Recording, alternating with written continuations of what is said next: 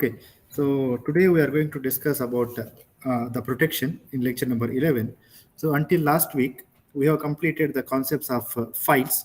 There we try to understand about the concept of file, how the hard disk or the storage is given to the files for the user. So now we are moving towards the protection of the system. So when we get into the protection, we are going to understand that how the the resources of the computer are going to be protected by the users. So the main concept what we are going to discuss today is what are the goals of the protection, what exactly we want to achieve with the goals, with the protection, how we are going to protect them with the help of the access matrix or the access control list. And we have to grant the protection rights, and sometimes we have to remove. Revocation is like removing the access rights. So how we are going to grant the protection, how we are going to remove the protection, and from the programming language point of view, how the protection is applied in the system. So these are all the few points we are going to see today. Okay, so to understand with, even this will take you to our lecture number 6, where we try to discuss about the deadlocks. So I told you that computer contains so many resources. The resources can be computer files, the resources can be memory, the resources can be hardware, any hardware part. So here also we are getting into the same point, that operating system contains various objects, or I call them as resources. Like the concept can be a hardware or it can be a software. Now if you look at in the operating system point of view, each object, hardware or a software, has unique name, and if I want to access, they can be accessed through well-defined set of operation. Example, if I want to open the file, I need to have the rights for working with the file, whether I can open the file or whether I can only read the file or whether I can write the file. We need to have specific rights on the file, whether I can execute the file. So in the same way for the hardware resources also, so some hardware resources we can access, some hardware resources we cannot access. So what main point we want to consider here is, we want to ensure that each object is accessed correctly and only by those processes that are allowed to do the access. So everyone cannot just come to the computer and they can open any file or any hardware resource. What we want to have a kind of a protection in the system, which ensures that the object is only accessed by the process which is allowed to do that. Okay, so now how it is achieved in the system, we need to understand a little bit of background of this. Now, what the concept here we are talking about is something related to privileges. So what is a privilege? It's kind of a right, what I can do, what I cannot do. Like, in the home, we have privileges. So I can eat this, I can do that, I can go here, I can go there. We have some rights or we have some privileges. So in the same way, here we need to have, or we need to dictate some privileges to the programs, our users and the system to be given just enough privileges to perform their task. Means if I'm a user, I log into the computer, I cannot do whatever I want. I need to have some kind of a privilege, which files I can open. Example, I am working on a server. Okay, or I have logged into the computer with my username and password. What privileges I do have? Can I open the file created by some other user? Can I delete the file? Can I log into the network and do some operation on the server? What kind of operations I can do is by defining each user or each process or each system should have enough privileges to perform their task. So once we do that, what we are going to ensure, it ensures that if anything is failed in the operating system, okay, like some kind of a file is having some problem or some other user enter into the system, if we apply these protection mechanisms in the computer, what happens? It is going to do a least amount of harm. At least it will allow the least harm to be done in the computer. Means the privileges, that's why it is highlighted here, the privileges. We need to give the privileges enough to the user that to perform their day-to-day activities. I cannot allow the user to open the files from another user. No privilege. I cannot allow the user to go to the server and delete the file. No privileges. If you see, for example, even about your grades, even about your attendance. I am free to enter your attendance only for 3 days. After 3 days, I am not supposed to modify your attendance. The who is having the privilege, it is given to the registration department. Only registration department can modify the attendance, or they can give me right to modify the attendance. Okay, another example I want to give you about the grades. Once we complete the final exam, I give the grades to the students, but I cannot modify them once I save it, because they don't want the teacher to modify the grades. Only I can modify if I make any mistake, but that is with the permission of the registration department and the permission of the dean of the college. Otherwise, I am not free. I cannot modify the grade of the student. So what I mean to say here, I have some privileges enough so that I can do my day-to-day job. If I do that, what I am going to achieve, this ensures that failure to apply or saving mechanism or having some problem in the system, if I have the privileges, it will do least amount of harm and allow least of harm to be done by someone. So that is the advantage of having the privileges. Now, what are the examples of privileges? A particular program should be given just enough privileges to perform their task. Means a application program. If you remember in lecture number 2, we discussed that application programs cannot modify the hardware. If you want to modify the hardware, you have to take the system calls. Remember, we talked about the application programs, then we have the system programs, and then we have the computer hardware. I told you that system programs, application programs, and I told you that application programs will tell the system programs and the system programs will tell the hardware to do the modification. Means applications does not have enough privilege to do direct operation onto the hardware. Not possible. That is one example. So program should be given just enough privileges to perform their task. Means if a Word file, it can be opened, the features of the Microsoft Word can be used, but in coming to the file operation, saving of the file, opening of the file, deletion of the file can be done only by the system calls or system programs, not by application programs. Okay, each user, like I talked about the software here. Now each user, for example, is given their own account, has only enough privilege to modify their own files. I log into this computer, I have privilege for only my files. I cannot delete or modify the files of someone. Okay, and if you understand the concept of root account is like a administrator. The root account should not be used for normal day-to-day activities. The IT department in the college, they have administrator. They can create accounts, they can work with the computer, they have all the rights, but they should not use for day-to-day activities, because if they use it, someone may log into the system. If they leave the computer, maybe they can modify something. That's why for day-to-day activities, we should not use the admin account or the root account. The system administrator should also have a normal account and reserve use of root account only for those tasks which need the root privilege. Means the administrator, every day they should not use it. They need to have a normal account or an ordinary account to do their jobs regularly. Only if they want to do some special operations like creating of the email or deleting of the email or maybe checking the system, then only they need to log in with the root. Please remember, root is like a administrator. So this is how it guarantees that the computer is protected. How do we achieve this? Now we are getting into a little bit of background here. How it is achieved. Now, as I told you that everything in the system, we call it as a object. The object can be hardware, the object can be software. I already told you about this. Now what we want, we have to create a domain structure. So what is the domain structure here? We have the set of objects. And the type of operations that may be invoked on each object. So we need to define the domain. Please do remember what is basically a domain. A domain is like a set of access rights. Okay, and also to remember easily, domain is like a user.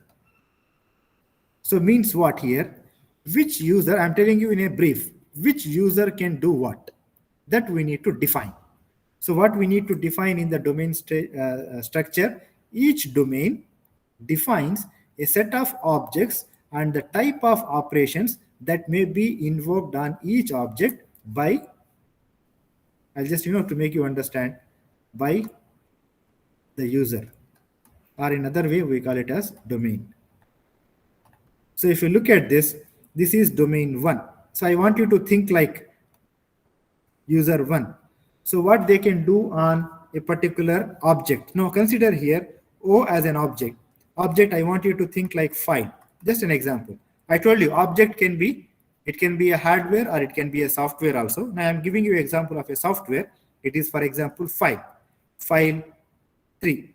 What this user can do on the file? The user can only read, the user can only write. What this user can do on object 1? The user can only read, the user can write. What the object can do on this part, what the domain can do on this object 2? The user can run the file or execute the file.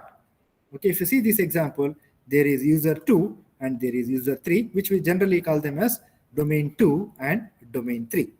So what they can do? Domain 2 on object 2, they can write. If you see here, object 2, this user can run, but this user can write into that. This user cannot write anything. This user can only run the file, but this user has the right to write the information onto the file. Okay, now object 4 is a printer, for example, or print option, print access. So this user and this user, both of them can share the features, like both of them can print. So this is called as the domain which will contain the set of access rights. Okay, what is access rights? Each object, here you can see the object is O3, O1, O2, and what kind of rights do they have? Do they have reading, do they have writing, or do they have execute? Okay, so we simply write R W X. So R for read, W it is for writing, X is for execute. 3 rights normally we give to the user. We will discuss about different rights, what we can do on the files and objects.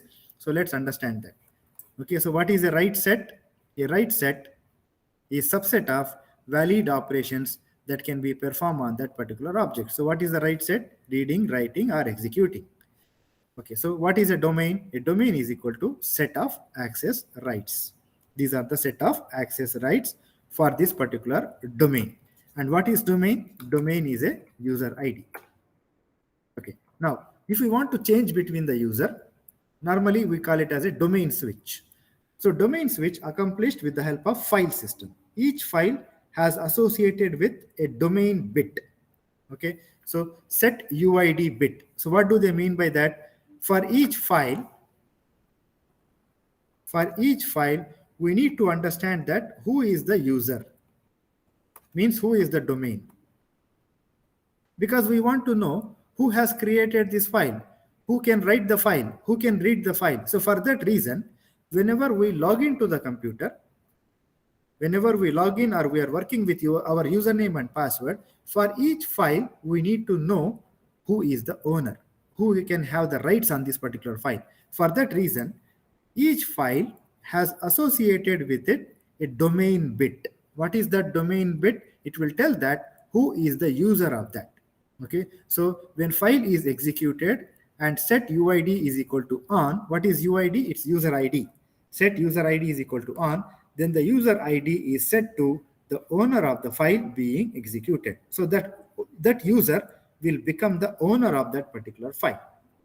Okay, when the execution is completed, then the user ID is going to be removed. So whenever we want to run, what we need to have? We need to set the user ID to know that who is doing the operation and what kind of operation they are allowed to do on a particular file. So that is actually domain switch. Where it is done? It is done in the file system. Remember last class we talked about the file system, that how files are going to be implemented in the operating system. So with each file, there is a domain bit, means additional information to set which user is the owner of this particular file. Okay, once the job is done, the user ID is going to be removed or reset. Okay, how a domain switch will happen? There is a command called su. The command su switch user. With the help of that, it temporarily switches to another user's domain when other domain's password provided. Means with the help of, like, we log into the computer with username and password, we can change between the username and password with su command. So just remember the purpose of this. What is su? So su is going to temporarily switches to another user's domain. Okay, so just remember briefly what is su command. Okay, now if we want to execute the command with other users privilege, okay, so we want to get the rights from other users and we want to get the command with the help of other users privilege, we have a command called sudo. So what is sudo command? You remember I told you when I explained to you the Linux commands, I use sudo gedit. Maybe you remember it or not, I don't know. So sudo gedit, it is going to open an editor where we can type the file information. So why did I use the word here sudo is because maybe my user does not have the does not have the privilege to open the editor for writing the file. But I want to get the administrator rights, or I want to get the privilege to open the editor and to write the file in the system.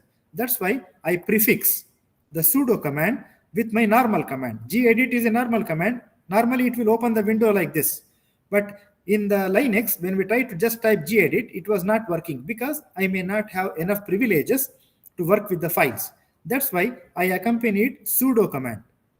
When I say sudo command, it's going to switch. Let's understand what is this sudo command. It's a prefix, executes specified command in other domain. So what we are trying to do here, living in one user, I am trying to run the commands of another user. Okay, so that is the sudo command. So my user may not have that privilege. Okay, if the original domain has the privilege or the password given, then only we can apply with the sudo command. Okay, so this is what generally we understand about domain. Is that clear, students? Any question here?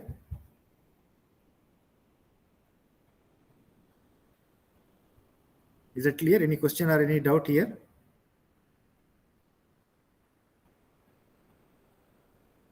Okay. No. Okay. Okay. Now, how do we know? Like, I told you here that we need to know which user can do what. So to show this information, we are going to create a a access matrix. So what is access matrix? We are going to see the protection as a matrix, which means it's going to show in the rows different domains, and it is going to show in the columns different objects. So as I told you that domains are going to be different users and objects are going to be different objects. The object can be either a hardware, the object can be a software. Now when we create the access matrix, it shows the information in row and column that which object can do what. Okay, so consider that. So I is like a domain, J is like a object. So what is the example here? Domain I can execute or do something on object J. If you look at the picture, it will be easy to understand. Okay, now this is how the access matrix will look like. So see here, these are the objects. File 1, file 2, file 3. This is a printer. Now you can see the example. These three are the examples of the software, and this is the example of the hardware. I told you that object can be either a hardware or it can be a software. Now if you look at the domain, like domain 1, domain 2, domain 3, domain 4, they are like the users. So each column are access control list. Please remember this point. What is column? Column is access control list. What is access control list? On particular object, what kind of access is given to whom? That is, each column are access control list associated with each object. So for object file 1, this is the access control list. For object file 2, this is the access control list, which shows that which domain can do what on this file. So file 2 can be read by domain 3. File 3 can be read, executed, and read and write by domain 1, domain 3, domain 4. It will show that what are all the associated, what are all the each object and what are all the access control list for each object. Now, rows are called as capability list. What is capability list? I am user 1. Domain 1, I told you to remember it as a user 1. I am user 1. What is my capability? Means what I can do in the system. I can work with file 1. I can read file 1. I can read file 2. I can do nothing with file 2 and printer. I am domain 2. I am user 2. I can just use the printer. I cannot do anything on the files. Means what is my capability? So associated with each user, or it can be group of users, or it can be a particular domain or list of users. So what every one of them can do. Okay, so the domain can read write on the file, can read write on the file. So what is the capability? Please do understand, because these 2 points are needed for us to have the discussion in the coming slides. So hope you understand what is column. Column associated with each object, row is associated with each domain. Okay, so the capability of the domain or group of users also. Okay. So domains as objects added to the access control list. Now what is we are doing here? Sometimes I am user 1, I can change to user 2 also. Suppose you have given me the right. I am user 1, you are user 2. I can change to user 2 also. Okay, so that is where this domain is having a right to switch to user number 2 also. Means I can log into user number 2 also. So you have given me the right. Okay, user number 2 has given the right to log into user number 3. So there is a possibility that we can switch the users from one user to another user, because sometimes it happens in the system that we may have to read the data from another user, or maybe we may have to execute the file from another user. Before doing that, we need to do the switch. We need to change, or we need to change or log into that particular user. That is the reason why the domains are also added as object to the access matrix. So here we don't have that example. Here only the objects, which are the files and the hardware printer. But here we added the domains also in the access matrix to show which domain can do what. Okay, so hope the points are clear here. This table is called as a access matrix. What access matrix will show that which object has got what kind of operation done by different domains, or each domain what kind of capability they have to work with the objects, which files they can open, which hardware they can access, and which user they can switch to. So this is how we show the access matrix. Now please do remember, with my experience I am telling that in the past there were few questions that how to create this access matrix. I will try to show you one example in the next class, that how to create the access matrix. Means I will show the sample question how we are going to apply or create the access matrix. So I will show one example which is given in the tutorial in the next session. Okay, so in Unix and Linux, normally we have the domains. The system contains different domains. The domain can be each user. The domain can be each group of users. The domain can be the kernel. Means the kernel can do what in the system. The user can do what, the group of users can do what in the system. The users can do what in the system. But in Windows, we have more domains. Okay, we have different type of users, different type of access rights, various type of domains. But I told you that our course is completely based upon Linux or Unix. That's why we are talking about only this. Okay, so each user can be individual user, like user 1, user 2, user 3. Each group means a group of users can be admins. Okay, means there are user 1, user 2, maybe both of them are admin. They are group of users having the administrator rights. Okay, maybe I am supervisor. means I am not administrator, but I have some important rights in the user, in the computer. So some group of users are called as supervisors, and there are some users, we call them as guest. You might have seen sometimes in the websites or in the computer, do you want to log in as a guest? Means you don't have any right. Only maybe you can create your own file, or maybe you can do some basic operations in the computer. You cannot do all the operations in the computer because we don't have any right. We are just the guest, like, the guest of the house. They cannot go here and there. Wherever they come, they sit in that room and they go back. Okay, so that's how we have different group of users. Okay, this is depending upon the computer system. We can set different access levels and we can put some users in this.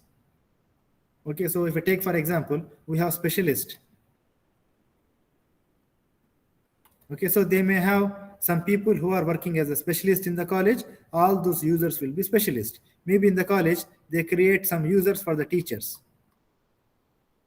Because, we need to have special rights in the labs. I cannot, if I don't have the teacher right, I cannot log into the computer in the college as a administrator. So in the college, maybe we have some group of users as students. So what you can do in the college, you can log into the email, you can log into the college computer, whether you can print it or whether you cannot log into the network. So what are your rights? So likewise, in the computer system, we create group of users and we put some users there.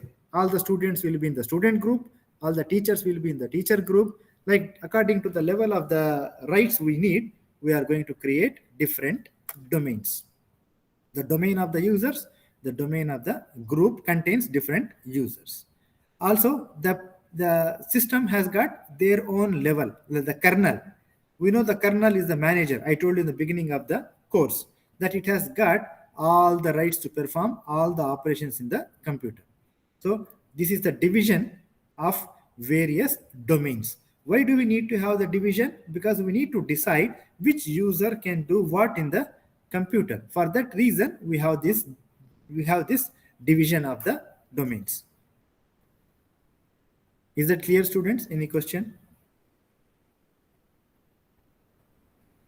Any question, any query? No, Mr. Okay, let's continue. Okay, now if you see this example of the Unix or Linux, so we have file 1, file 2, file 3, maybe some device like a printer, maybe some domain like another domain. So this is the user or the domain 1, user or domain 2, or user or domain 3, maybe user 1. Okay, so what he or she can do on file 1, only they can read. File 2, they can read, and I told you X is execute. Okay, so in the next class, I will show you some example of Linux commands, how to work with the files, how to change the rights. Okay, so user 1, file 2, they can only read and they can execute.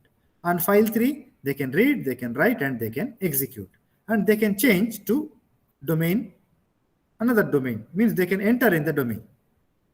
Okay, so domain 2, they have read operation, they have only execute operation. Domain 3, they have both read and write operation on file 1. So likewise, with the help of with the help of this matrix, we understand who can do what. Already I told you about these 2 points. Columns are the access control list and the rows are called as capabilities.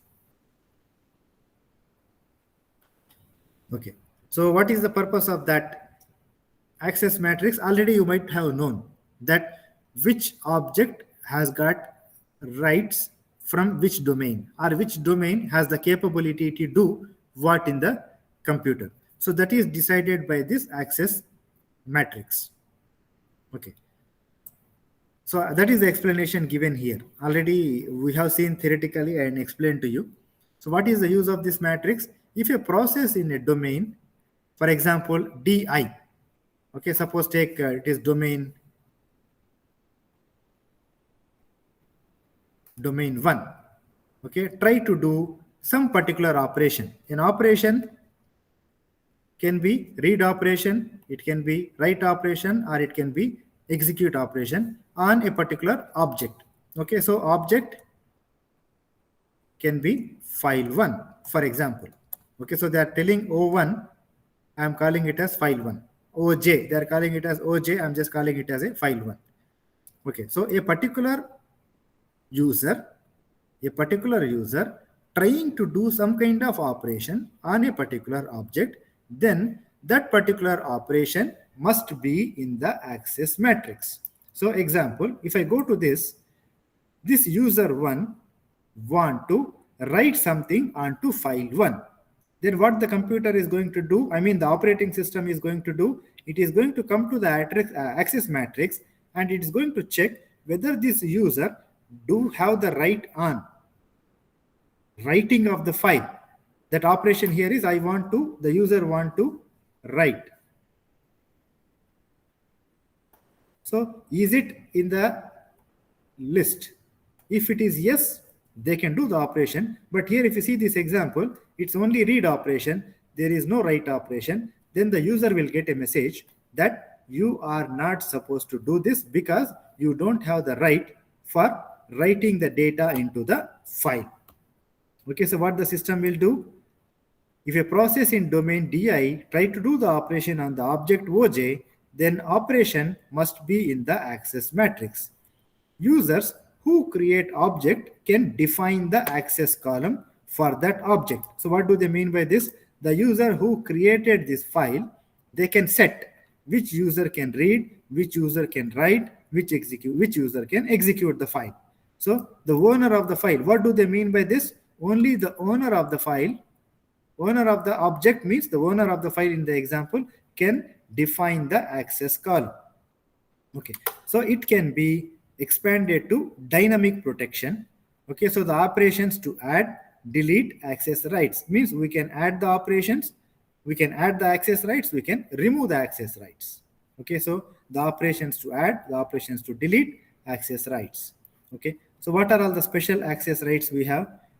Access right can be owner of the file. Example, they are telling object. I'm using example as file. What is the right? We can make someone as owner of the object. We can make someone to copy the operation from one object to another object. Okay, so if you have a file reading operation, we can copy that read operation from one object to another object. And also we can control which domain can modify domain access rights. Okay, domain I can modify domain J access right. For example, user 1 can modify the access rights of user 2. Means we can change it. Means we are giving some special access rights to user 1 who can modify the access rights of user 2. And also we have a transfer. What is that? Switching from one user to another user. So if you can understand that everything is defined by the access rights. Okay, so copy of the access right and transferring the ownership of the access right is applicable only to the object. Means only one file can be copied, or the object rights can be copied, or owner information can be modified. Okay, the control is applicable only to the domain object, or we call it as a user object. So what we are discussing here is we can change the owner of the file. We can copy the operations from one file to another file or one object to another file object, because this is, if you can understand, this is applicable. Ownership change, copying operations are only for the objects. That's what they mentioned here. So these two are applicable only to the objects, and the control is applicable only to the object. Okay, means controlling who can modify the access rights. So this is how it brings the full protection in the system with the help of the access control matrix or access matrix.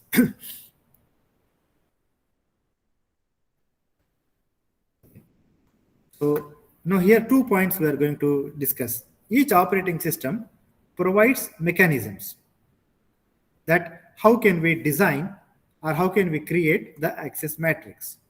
Okay, so that is what is called as a mechanism. That operating system, it's a technical thing. Mechanism is technical provided by operating system. So operating system provides access matrix plus the rules that which object can be accessed by which domain. So it has got the capability. It ensures that the matrix is only manipulated by Authorized agents means authorized users, and that rules are strictly followed or applied onto the object. Means technically, operating system has given one feature which is access matrix so that we can use it. But who is going to create the policy? Like in the college, I told you that we have different users. User can be administrators in the college, user can be IT specialist in the college, user can be teachers in the college. There is access control matrix. But who is going to create the policy? Because policy is a different thing. What is policy? The user dictates the policy. Maybe the administrators of the college, like the dean and the administrative dean, so they are going to decide who is going to do what in the system. Operating system is telling that, okay, you can use this feature from my side, that I have access matrix rules, you can use it. But who is going to decide who can do what? That is done by the policy of the college. The user dictates the policy, who can access what objects in what mode, whether it is a user mode or a supervisor mode or a guest mode, what kind of user mode. What do they mean by mode? User mode. User mode. So what you need to understand here, there are two concepts. Okay, the access matrix design separates mechanism from policy. What is mechanism? Mechanism is a technical thing given by the operating system. That operating system is giving us the features so that we can set who can do what. But how are we going to set it? According to the policy of the department, or according to the policy of the organization, or according to the policy of the college, for example. We are going to use this mechanism to set that. That's why both of them are separate. What is mechanism? What is policy? Okay. Now, there are different mechanisms we apply. Now, we are talking about here non-file resources. Okay, so what is non-file resource? It can be a hardware, or it can be any other resource other than file. Here we have seen the example of the files. That's why we have read, write operation. Okay, now we are talking about non-files, any other object. It can be a hardware, or it can be any device of the hardware. Okay, so protection can be applied to non-file resources. How? That is done by role-based access control. What is role-based access control? Is for each user, I told you in the beginning today that for each user, we need to set the privilege. So what is a privilege? A privilege is the right to execute system call or use an option within a system call. Means if I have the privilege, if I have the right to execute the system call, I can do. Why we are talking about the system calls here? Because non-file resources are actually hardware.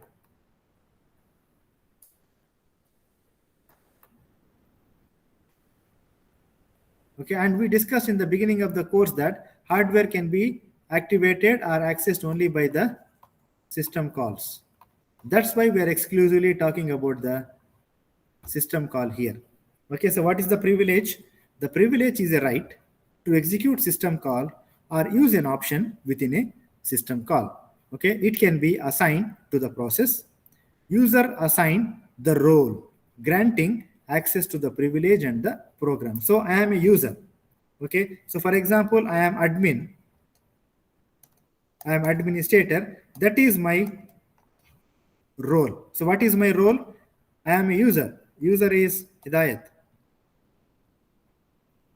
What is my role? My role is I am administrator. So according to my role, I will be granted, the users are assigned the roles, granting access to privileges and programs. Means as an administrator, I will be having some privileges. So how do we enable this? It is done with the help of a password to gain its privilege. Means if I have the administrator password, I will become the administrator. If I have the supervisor password, I will become the supervisor. So this is how, with the help of a privilege. Okay, privilege is granted to each user, and once they are granted with the help of the password, they will have the rights, whatever they want to do in the system, to execute the system call, or they cannot execute the system call. It's almost similar to the access matrix. You can see here, one user, what is the role? I am administrator. What privileges I have? Okay, so execute with role 1 privileges on the process. So whatever we want to do, we can do. I will be having privilege 1, privilege 2, privilege 3, means I can write the file, I can read the file, or maybe I can activate the hardware, or I can write the information onto the device. So according to the role, each user will get the privileges. Group of privileges can be assigned to the user. Okay, that is how we can apply the protection for non-file resources with the help of role-based access control. What is a role? Role is the role of the user. Okay, like administrator or a guest or a teacher. So what role I am playing in the college, according to my role, I will be having the access control in the system. Okay, now we were talking about how do we give the rights. Now we are talking about how do we remove. Okay, we use two words. Grant is to give the resource, revoke is to remove the resource. Remove the right. Okay, now we are not talking about granting. Granting already we discussed now. I just want to tell you the words. Granting is giving, revoke is to remove. Now we are talking about revocation. Means what? How to remove. Removal of access rights. How can we remove the access rights from the domain? Okay, so one user can write onto the file. One user can execute the file. One user can do some operation on the file. How can we remove the rights from the user? Okay, there are many options available. So various options to remove the access rights of the domain to an object. Okay, so imagine we are talking about domain as the user 1, example, object, for example, file 1. How can we remove?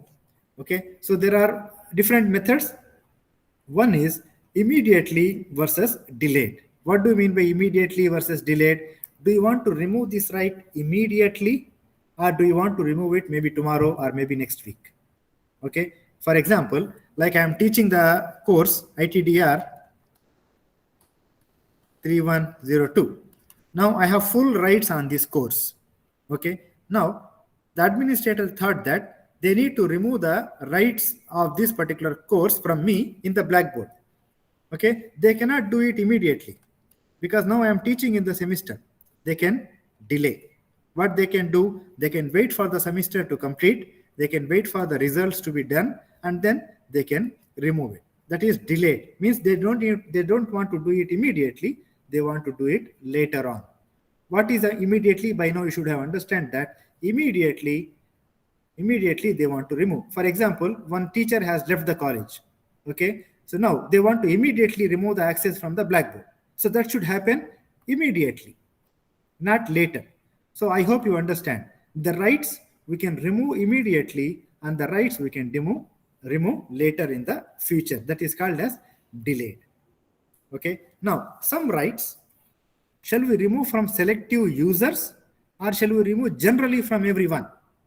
Okay, suppose I told you we have an account called teacher account. Okay, and there are 100 teachers in the college. Okay, everyone belongs to the teacher role or account. Okay, do we want to remove this right or the access right for all the teachers, or only maybe I want to remove from only IT department teachers, means selective. So there are two methods now to grant or remove the resources. Rights, that is selective, only for few people, general for everyone. Okay, so hope you understand that. What is partial versus total? Do you want to remove all the rights or do you want to remove only few of the rights? Okay, so that is one model. Another model, do you want to remove the rights temporarily for maybe few days? Suppose they are closing the college temporarily for 1 week. So we want to remove the rights only for 1 week because in 1 week I should not use the college system. Okay, or they want to remove the rights permanently from the user. So there are all different methods of removing the rights from the domains. Okay, so hope you understand the point. Now, by using access list, we talked about access list. Access list is the column. Access list is the column. Okay, So what we can do, we can delete the access rights from the access list. So we can go to the column, and whatever the resource, whatever the rights I don't want to give, we can delete the rights from the access list. That's what they say. Access list is the column.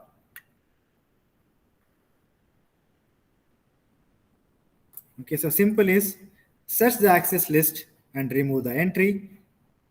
Same thing. Do you want to do it immediately, or do you want to do general or selective? Do you want to do total or partial? Do you want to do permanently or temporarily? We can apply any of the method, and we can delete the access right from the access list. How can we do that? Just simply search that, and we can remove something. So if we don't want the user to run something, okay, so if I don't want this user to execute the file, search the access list and then remove the entry. That's what they are trying to say. And how do we remove? By using these options. Whether do you want to remove immediately, or maybe after some time?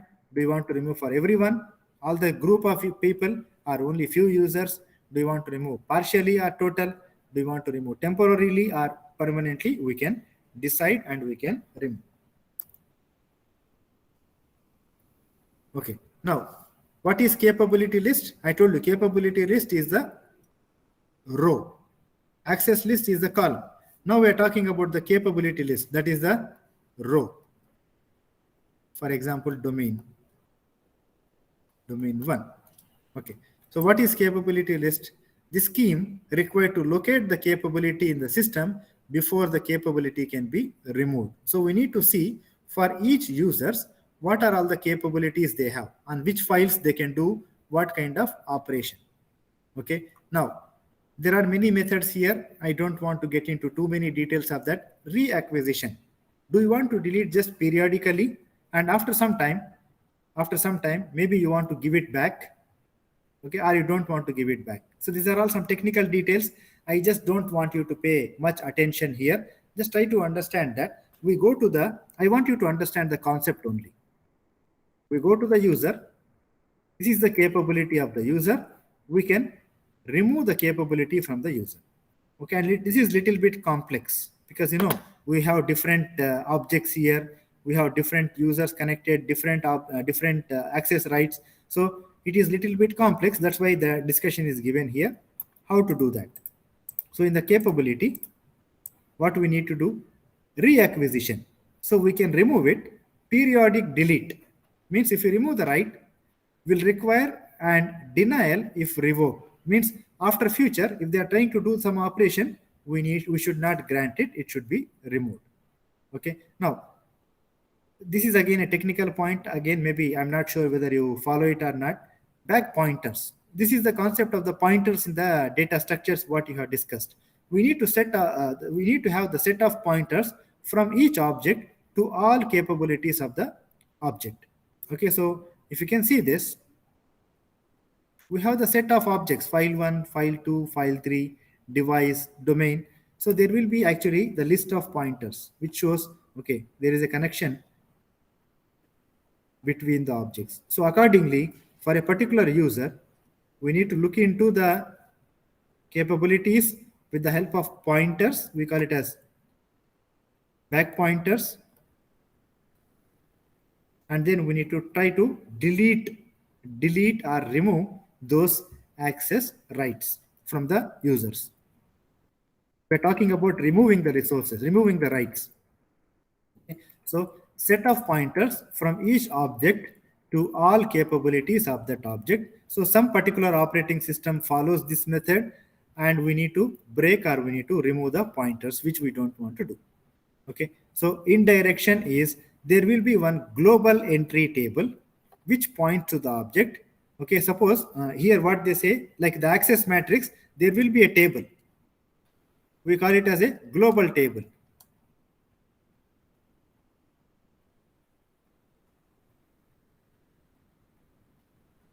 There is a global table which contains what? The capability points to global table entry, which points to the object. Okay, so here we have the objects.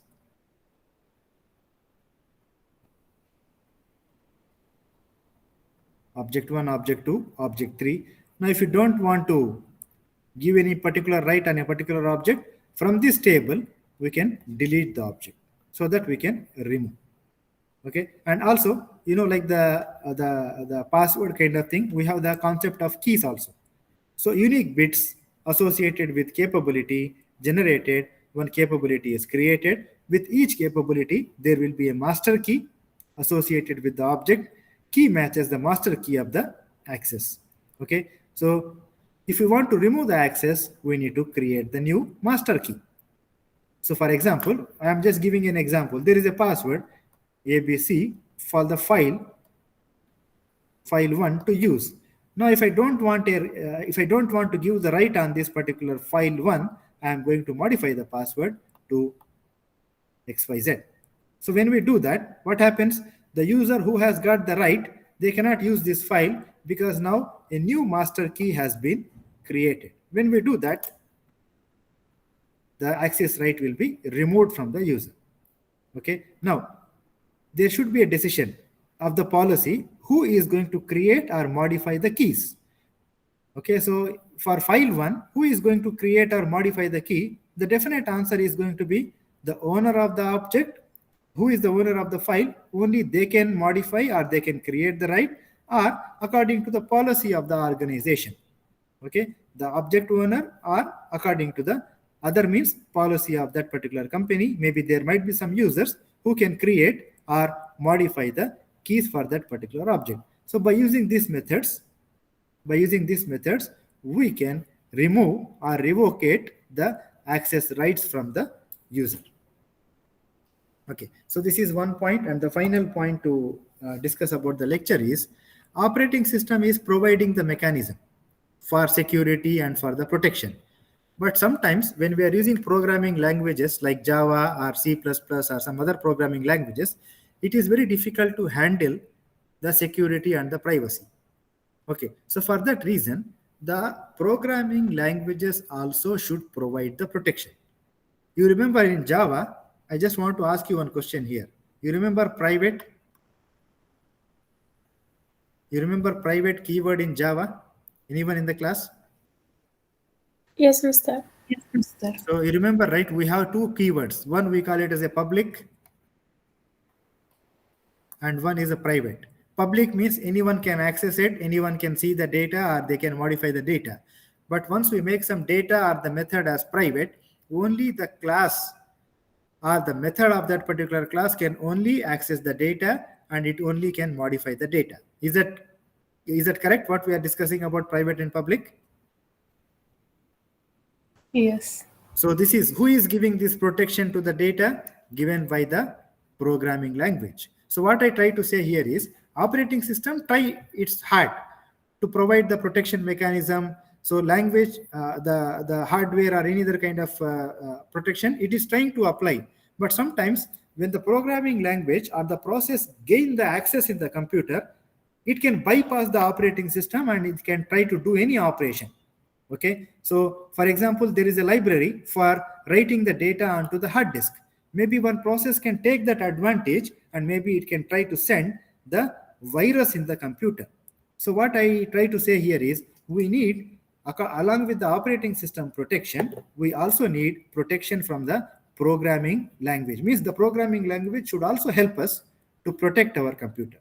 Okay, so let me read about that. So specification of protection in a programming language allow a high-level description of policies for all allocation and use of the resources. Means in the programming language, we need to define what is to be done.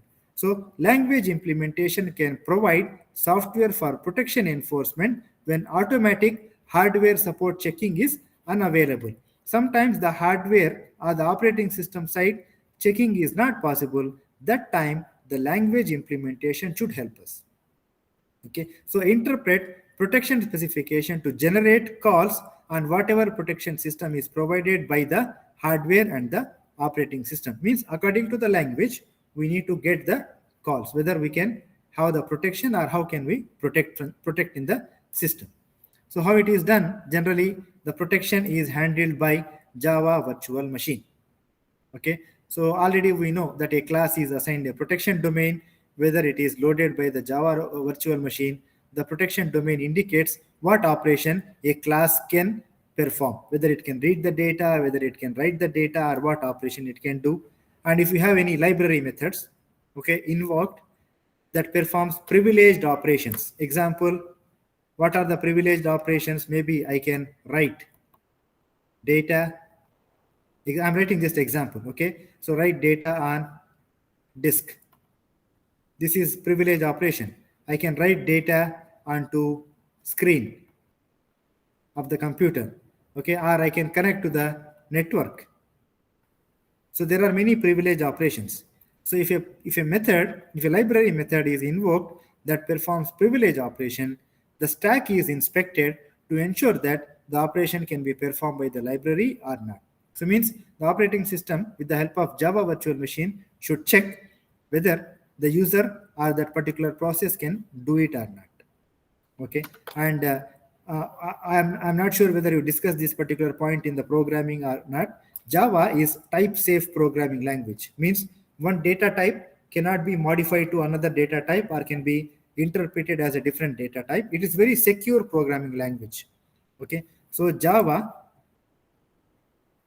load time and run time checks enforce type safety, means it cannot be, what they mean to say here is, unlike other programming languages like C or C++, it is not a loose programming language. Java is very strong programming language. Okay, I want to give you example of a type safety is Java and C hash. There is a programming language called C# or a C hash. They are provide some more safety in the system. Okay, and also I told you about the encapsulation, which is with the help of private keyword. So classes effectively encapsulate and protect data and methods from other classes. How? With the help of a private keyword. Means what we are understanding here, even from the programming language point of view also, there is a protection enforced in the computer by implementing the private data types or doing the type safety or just checking that whether the user or the process is eligible to do any privileged operation or not. This is how the programming languages guarantee the protection.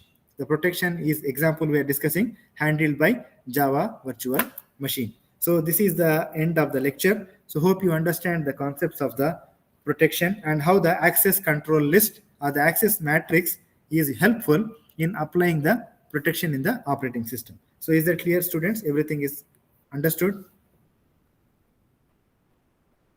Clear, Master. Okay, so try to get through the lecture, and depending upon this, there is just a small lab. Okay, so few commands are left in the Linux.